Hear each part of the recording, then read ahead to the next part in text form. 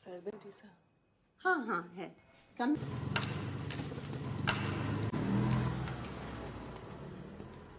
Film ini berjudul Andadun yang dirilis tahun 2018. Film ini menceritakan tentang seorang seniman musik yang berpura-pura buta untuk mendapatkan perhatian, tapi tanpa sengaja ia melihat pembunuhan yang membuatnya harus menghadapi ancaman dari pembunuh itu.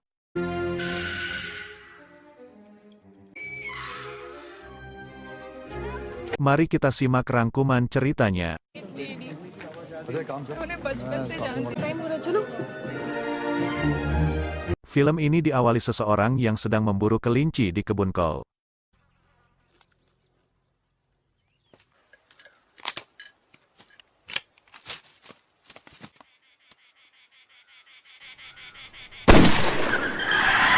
Lalu scene berpindah ke seorang pria yang sedang memainkan piano. Pria ini bernama Akash. Akash adalah seniman musik yang membuka les privat piano dan ingin mengejar cita-citanya untuk mengikuti pementasan piano di London. Ia selalu berpenampilan seperti orang buta yang membuat anak kecil yang bernama Bandu sengaja ingin menjahilinya. Tapi itu hanya sandiwara saja. Akash sebenarnya tidak buta. लगी तो नहीं ना ए बंडू कांड किया ना ये रस्सी तेरी चड्डी के अंदर बांधूंगा समझा ऑटो बोला दो और नए ट्यूशन मिल गए अरे नहीं सर ट्यूशन पे अटक गया हूँ क्रैक ही नहीं हो रहा या आपका गोकर्णन की टिकट है I encourage car just the way you like it अंधा होने की प्रॉब्लम्स तो सबको पता है और फिर भटकते हैं Di tempat lain, sepasang suami istri sedang berada di rumah. Pasangan itu bernama Pramod dan Simi. Pramod adalah mantan aktor terkenal pada tahun 70-an. Sedangkan Simi adalah wanita yang lebih muda darinya dan bercita-cita ingin menjadi seorang aktris. Pramod sendiri mempunyai anak bernama Dani dari istri terdahulunya. Pada saat itu Pramod sedang merekam Simi yang sedang memasak. Simi sempat menunjukkan kemampuan aktingnya pada saat Pramod merekamnya. तरह से बात करने की क्या समझाया तुमने मुझे mummy you idiot audition scene में पागलखाने से भाग जाती है क्या करते हो तुम Di perempatan lampu merah yang ramai, seorang wanita terlihat emosi dengan pengguna jalan lain. Karena hal itu, ia tidak konsentrasi dan tak sengaja menabrak Akash yang kebetulan berada di situ.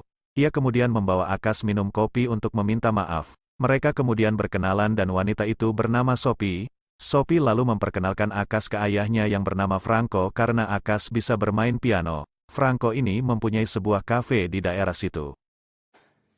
meet my dad hello sir Franco, where did you find him?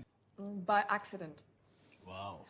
Akash menceritakan awal mula ia menjadi buta ketika Sophie mengantarkannya pulang. Sesampainya di rumah, Akash langsung melepaskan softlandnya untuk melihat Sophie. Pada saat itu ternyata Bandu sedang melihatnya. Thanks आज जरूर पूरा करूंगा तुम्हें अधूरा क्यों लगता है और उंगली करके बिगाड़ मत देना सी you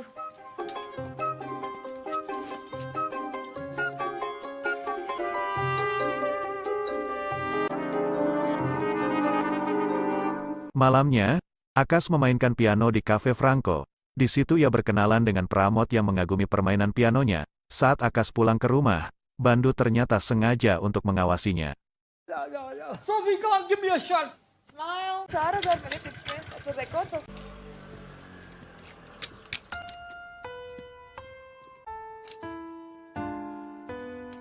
Karena kepiawaiannya dalam bermain piano, Akash mudah diterima di kafe Franco. Ia juga mulai dekat dan pergi kencan dengan Sophie. Hingga di suatu malam, Pramod meminta Akash agar datang ke rumahnya untuk memberikan kejutan ke istrinya melakukan konser pribadi di ulang tahun pernikahannya. है तेरा नाम देखूं गाने भी बजा लेते हो हाँ हाँ मैं आज यहाँ नहीं कल घर चले जाओ करते हैं मैं और मेरी वाइफ ये इसमें मेरा पता है और मिलेंगे हाय सर ट्राई 1 बजे Di rumah, Pramod mengobrol dengan istrinya dan berpura-pura akan pergi pada esok hari. Simi sangat kaget karena besok adalah hari ulang tahun pernikahan mereka. कल मैं बैंगलोर जा रहा हूँ कल वेडिंग एनिवर्सरी है हमारी और तुम बैंगलोर जा रहे हो शेठी का फोन आया कोई जरूरी काम है शाम की फ्लाइट से वापस आ जाऊंगा Di tempat lain, Akash dan Sophie semakin dekat. Ia menginap di rumah Akash dan membuat sarapan untuk Akash pada pagi harinya. कुछ गिर जाएगा वाइन ग्लास टूट जाएगा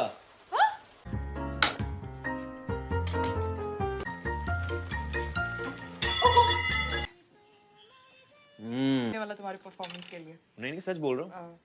Siangnya, Akas pergi ke apartemen Pramod untuk memenuhi undangan.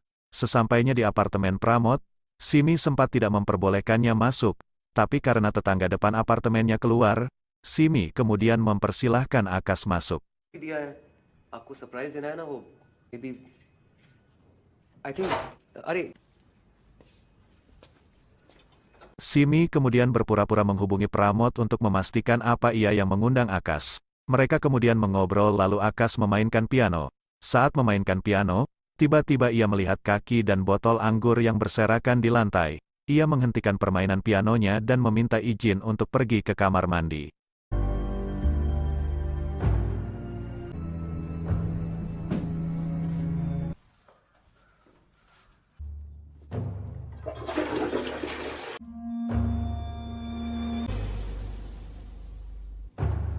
Kaki yang di lantai tadi ternyata kaki mayat Pramod.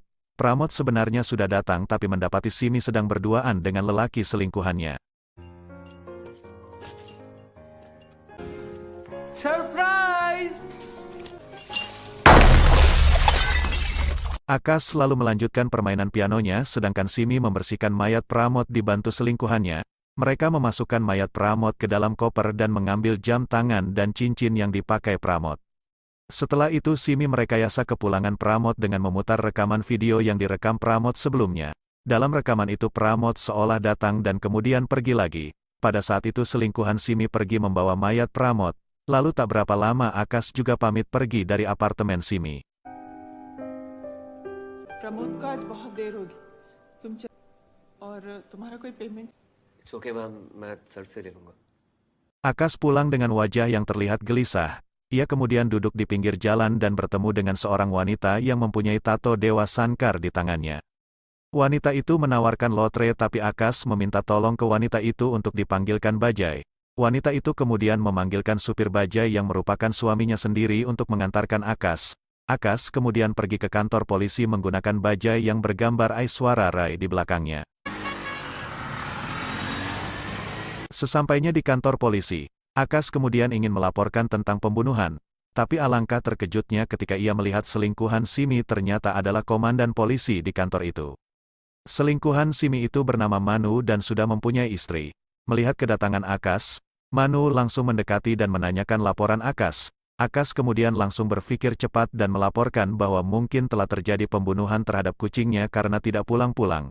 Laporan Akas itu membuat kaget polisi yang menerima laporannya tapi Manu bersedia menyelidiki kasus itu dan mengantarkannya pulang. तुम्हारा हर बार का है। अभी भी urgent case में. Hello ma'am. बिल्ली ढूंढने का है. Manu merasa curiga bahwa Akas benar-benar tak bisa melihat. Ia memeriksa rumah Akas hingga menakut-nakuti Akas dengan melemparkan pisau ke arahnya. Beruntungnya kucing Akas datang sehingga Akas bisa berpura-pura tidak mempedulikan Manu. Melihat itu, Manu kemudian pergi.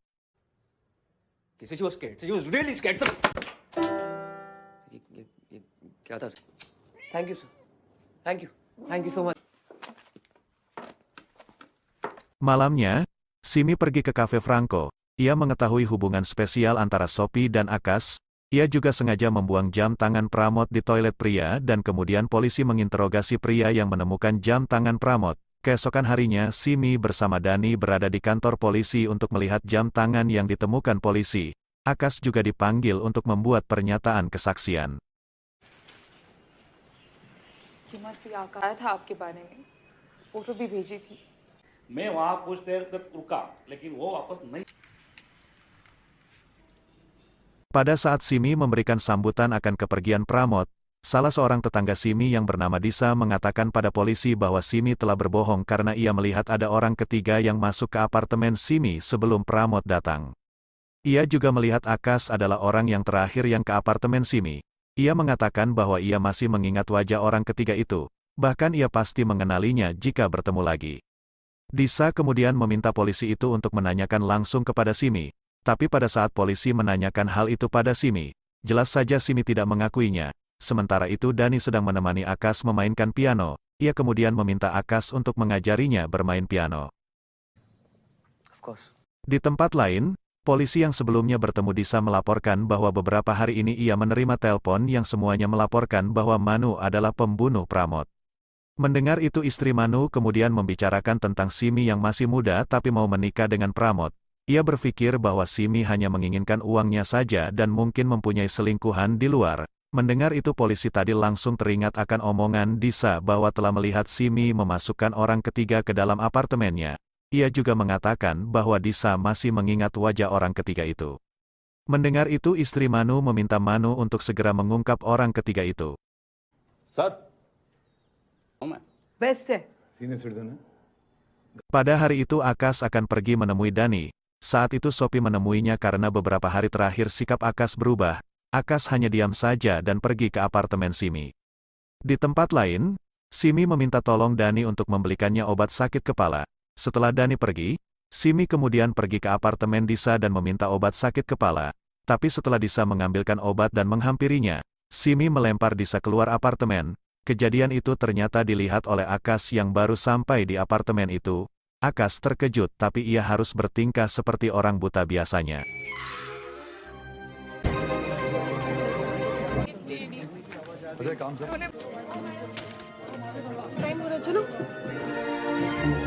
Akas pulang dengan tergesa-gesa, dan ternyata Bandu telah menunggunya untuk merekam aktivitasnya. Tak berapa lama, Simi bertamu ke rumahnya. Simi memberinya kue dan di situ ia beberapa kali mencoba untuk mengagetkan Akas. Puncaknya ketika Akas membuatkan minuman untuk Simi, Simi menuangkan cairan ke gelas Akas. Akas yang tahu hal itu kemudian pura-pura akan mengambilkan biskuit dan sengaja menjatuhkan gelasnya. Hal itu membuat Simi yakin bahwa Akas telah berpura-pura buta. Ia kemudian menodongkan pistol ke arah Akas dan menembaknya. Akas terkejut tapi ternyata pistol Simi hanya pistol mainan. Akas kemudian berusaha menjelaskan semuanya dan akan berpura-pura seperti biasanya bahwa ia tak tahu akan pembunuhan itu. Tapi ketika ia akan membersihkan tumpahan kopinya, ia merasakan keanehan pada tubuhnya. Ternyata Simi telah menaruh racun ke dalam kue yang dimakan Akas. Sophie datang ke rumah Akas dan bertemu Bandu. Bandu ingin memberitahukan video tentang Akas yang sebenarnya tidak buta dengan meminta imbalan. Sophie melihatnya kemudian naik ke rumah Akas. Alangkah terkejutnya Sophie karena menemukan Simi membukakan pintu hanya menggunakan handuk. Ia marah dan memberitahukan bahwa Akas tidak buta. Simi sempat kaget tapi ternyata Sophie mengetahui itu dari Bandu.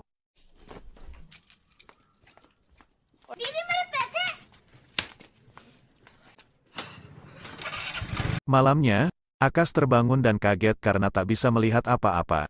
Ternyata Simi telah menaruh racun pada kue yang dimakan Akas agar menjadi buta. Akas marah dan mengancam Simi akan menceritakan ke semua orang apa yang telah dilakukan Simi. Simi mempersilahkan Akas karena orang pasti tidak mempercayainya. Simi kemudian pergi dan sempat menghapus video yang berada di kamera Bandu tentang Akas. Akas menelpon Sophie tapi Sophie terlanjur marah kepadanya.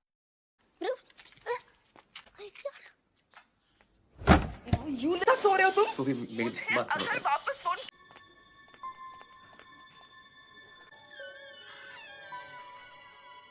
Simi dan Manu kemudian bertemu.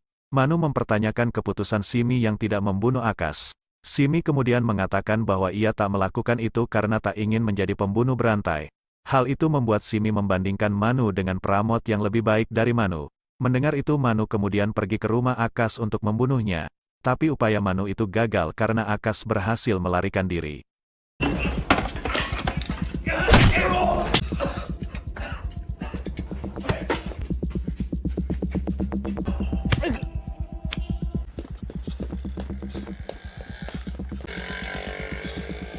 Akas terbangun dan kaget mendengar beberapa orang di sekelilingnya. Ia ternyata dibawa oleh supir bajai bernama Murli dan istrinya pedagang lotre yang dulu pernah bertemu dengannya. Akas dibawa ke sebuah klinik yang dimiliki oleh dokter suami. Mereka itu sebenarnya tidak menolong Akas. Mereka berdua membawa Akas untuk menjual ginjalnya kepada dokter suami. Akas tidak mengetahui hal itu dan tidak menaruh curiga ketika mereka mengajak ke ruang operasi. Ketika dokter suami menerima telepon, barulah Akas menyadari bahwa dia akan dioperasi. Ia menanyakan operasi apa yang akan dilakukan mereka sambil memberontak. Murli dan istrinya kemudian mengatakan bahwa mereka akan menjual ginjal Akas seharga 100.000 rupiah kepada dokter suami. Mendengar itu, Akas kemudian terus memberontak dan menjanjikan uang 10 juta rupiah serta bersumpah demi tato Dewa Sankar yang berada di tangan istri Murli jika mereka tidak menjual ginjalnya. Melihat Akas terus memberontak, dokter Swami kemudian membiusnya. Pada saat akan melakukan operasi, dokter Swami terus mengatakan uang 10 juta rupiah sambil tertawa. Tak berapa lama istri Murli meminta dokter untuk menghentikan operasi itu karena ia penasaran bagaimana bisa Akas melihat tato di tangannya padahal dia buta. Mereka kemudian mengurungkan niatnya untuk mengoperasi Akas. Mereka kemudian membangunkan Akas. Istri Murli menanyakan bagaimana Akas bisa melihat tato di tangannya dan juga tentang uang 10 juta rupiah itu. Akas kemudian menjelaskan bahwa sebelumnya ia hanya berpura-pura buta dan ia juga mempunyai rahasia yang bisa untuk mendapatkan uang 10 juta itu. Mereka kemudian bekerja sama dan menyusun rencana. Akas menemui Dani mengajar piano untuk memancing Simi mendekatinya. Rencana itu berhasil.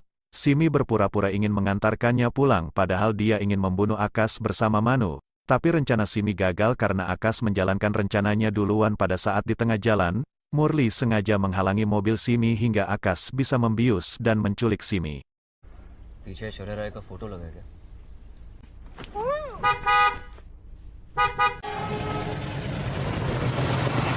Malamnya, Akas menelpon ke rumah Manu. Ia memberitahukan pada istri Manu bahwa Pramod telah dibunuh oleh selingkuhan Simi. Awalnya istri Manu sangat senang mendengar informasi itu tapi kemudian ia kaget bahwa ternyata selingkuhan Simi itu adalah Manu. Akas juga meminta uang 10 juta rupiah keesokan harinya jika berita itu tidak ingin ia sebarkan ke media. Mendengar itu istri Manu sangat marah dan ingin menembak Manu. Hingga akhirnya kemarahannya reda ketika Manu mendapatkan telepon dari bawahannya bahwa Simi diduga telah melakukan bunuh diri. I love you, Rusu. Speaker phone पे डाल रहा हूँ हम दोनों परेश पॉइंट पे मिली है गाड़ी के पास एक जूता और हम लोग लाश ढूंढ रहे हैं पर नदी में सर हेलो और जूता भी बरामद किया गया है। चंद दिन पहले के म्यूजिक टीचर आकाश के साथ बाहर जानकारी नहीं मिल पा रही है। देखिए कैसे। Di tempat lain, dokter Swami mengambil darah Simi untuk dicek di laboratorium. Ia melakukan itu untuk kepentingan pribadinya. Ia juga mengatakan bisa saja menjual ginjal Simi dan juga mencangkokkan matanya untuk Akas. Mereka juga menjebak Simi agar mengakui semua perbuatannya dan merekamnya. Mereka kemudian menyusun rencana untuk pengambilan uang yang akan dibawa Manu esok hari.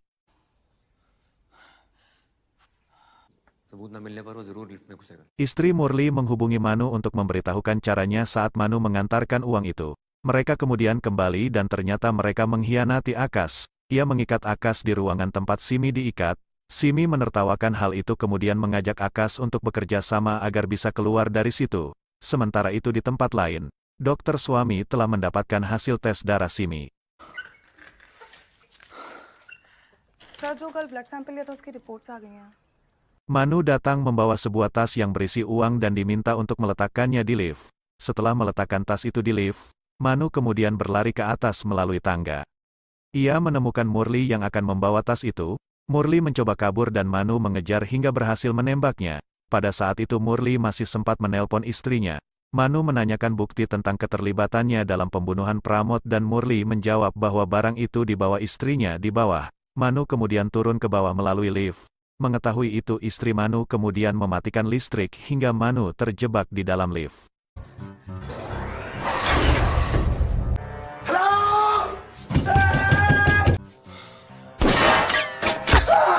Simi berhasil melepaskan ikatan Akas dan membujuk Akas untuk membukakan penutup matanya.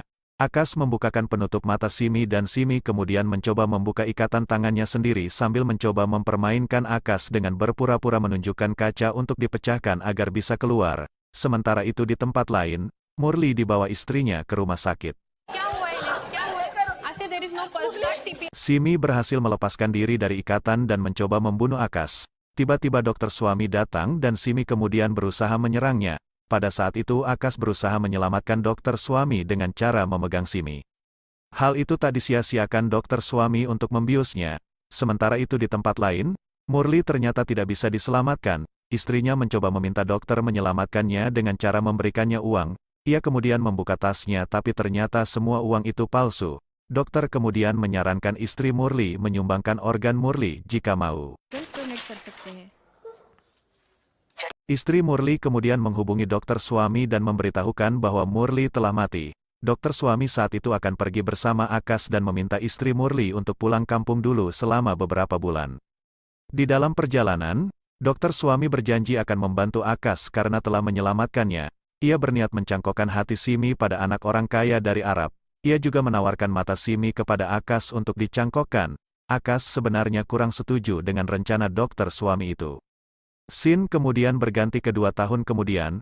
Pada saat itu Sophie sedang liburan ke Eropa dan melihat papan pementasan Akash di sana. Ia kemudian masuk dan menemui Akash setelah pertunjukan. Akash kemudian mengajaknya minum kopi dan mencoba menceritakan semuanya.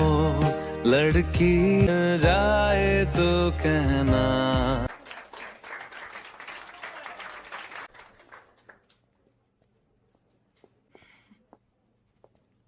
को उल्लू बना रहे हो? लंबी कहानी है।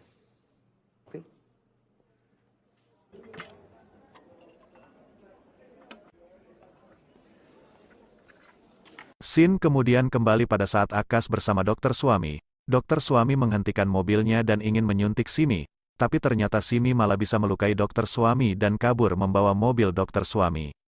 Di dalam mobil, Akash yang tidak mengetahui bahwa Simi yang telah membawa mobil mengatakan agar dokter Swami melepaskan ia dan Simi karena ia mengira bahwa yang telah membawa mobilnya adalah dokter Swami. Simi menangis dan kemudian menyuruh Akash turun dari mobil. Simi meninggalkan Akash tapi kemudian memutar kembali mobilnya. Ia ingin menabrak Akash tapi seekor kelinci melompat menabrak kaca mobilnya hingga ia kehilangan kendali mobilnya.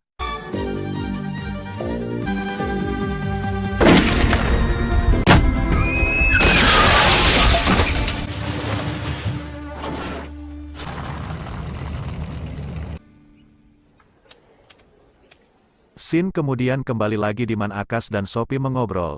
Sophie sempat menanyakan kenapa Akash tak menemuinya dan juga menanyakan kenapa Akash tak mengikuti rencana dokter Swami. Akash hanya menjawab tentang tidak keberaniannya untuk menemui Sophie. Ia kemudian mengundang Sophie untuk datang ke pertunjukannya dan kemudian pergi. It was great to meet you. Doctor की बात मान लेनी चाहिए थी। सिमी की आंखें ले कर दी उसने। तुम्हें उस